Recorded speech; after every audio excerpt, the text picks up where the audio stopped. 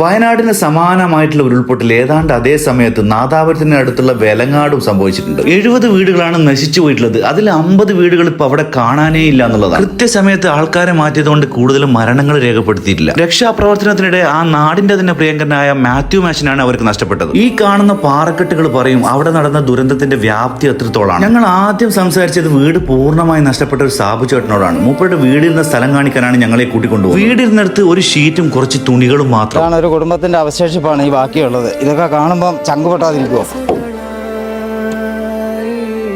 കുറച്ച് തുണികൾ. എൻ്റെ വീടിരുന്ന ഭാഗമാണിത്. ഇവിടെയായിരുന്നു വീടിരുന്നത്. അവിടെ ഒരു കിണറുണ്ടായിരുന്നു. പിന്നെ ആ കാണുന്ന ഒരു വീടിരുന്ന സ്ഥലമാണ്. ഇവിടെ 3 വീടാണ് ഉണ്ടായിരുന്നത്. അവിടെ ആ കാണുന്ന ഒരു വീടിൻ്റെ ഭാഗമാണ്. എൻ്റെ വീടിൻ്റെ സെൻറ്റർ ഭാഗമാണ് ഞാൻ ഈ നിൽക്കുന്നത്. പിന്നെ എൻ്റെ മോള് ബാംഗ്ലൂർ പഠിച്ച